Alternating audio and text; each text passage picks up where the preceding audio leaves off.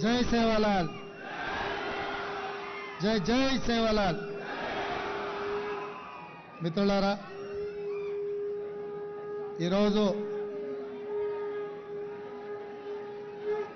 సంత్ శ్రీ సేవాలాల్ మహారాజ్ 285వ జయంతి సందర్భంగా మా బంజారా ఆదివాసీ సోదరులు బంజారా హిల్స్లో ఉండే బంజారా భవన్లో వారి జయంతి ఉత్సవాలను పెద్ద ఎత్తున ఏర్పాటు చేసి ఈ రాష్ట్రంలో బంజారాలకు సముచితమైన గౌరవం ఉంది, మీరందరూ కూడా ఈ కార్యక్రమానికి రావాలని చెప్పి మా శాసనసభ్యులందరూ, మాజీ శాసన మండలి సభ్యులు, ముఖ్యమైన నాయకులు పెద్దలు జానారెడ్డి గారిని, మంత్రివర్యులు కోమటిరెడ్డి వెంకటరెడ్డి గారిని, మొహమ్మద్ అలీ షబ్బీర్ గారిని, ఇతర ముఖ్యమైన నాయకులను, అదేవిధంగా రాష్ట్ర ముఖ్యమంత్రిగా నన్ను ఈ కార్యక్రమానికి ఆహ్వానించడం జరిగింది.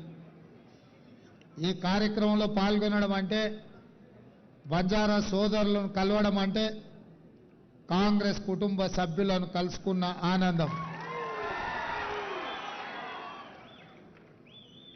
ఇందిరమ్మ రాజ్యం వచ్చిందే బంజారాల కోసం, ఇందిరమ్మ రాజ్యం తెచ్చిందే ఈ బంజారా సోదరులు అని చెప్పి నేను ఈ సందర్భంగా తెలియజేస్తున్నా.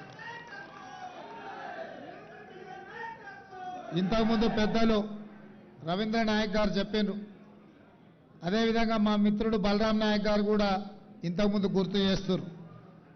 1976లో బంజారా సోదరులను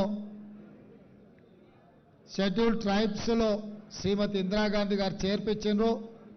ఆ రోజు దీనికి సంబంధించి కీర్తిశేషులు జైపాల్ రెడ్డి గారు పూర్తి స్థాయిలో మాకు అందరికీ సహకరించి ఎస్టీ జాబితాలో చేర్పించడానికి కృషి చేసిండ్రు.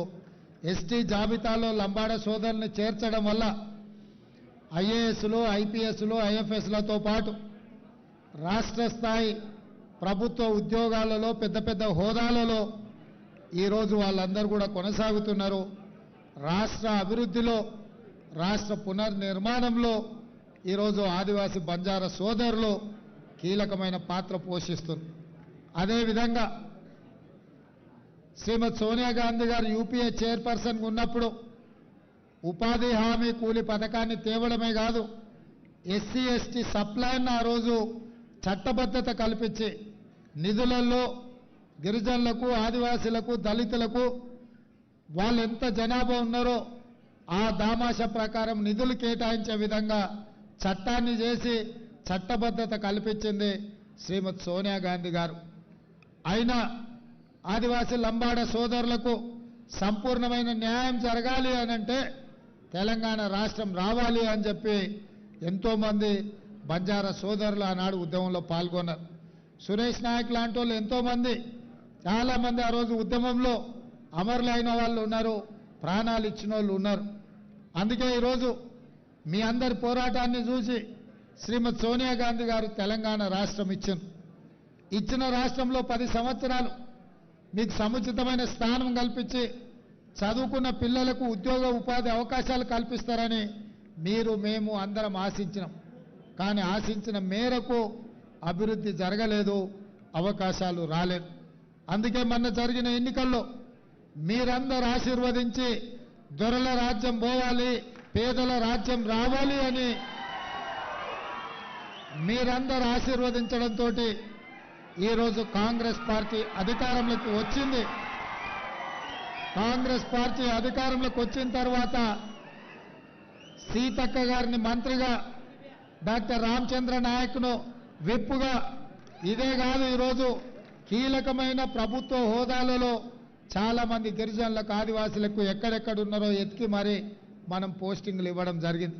సిటీలో డీసీపీలు కావచ్చు, లేకపోతే ఆర్ఎండ్బిలో ఈఎన్సీ కావచ్చు, వివిధ హోదాలలో ఎవరెవరైతే మీ చదువుకున్న యువకులు ఉన్నారో, ప్రభుత్వ ఉద్యోగాలలో ఉన్నారో వాళ్ళందరికీ కూడా ఈ ప్రభుత్వం అవకాశం కల్పించింది.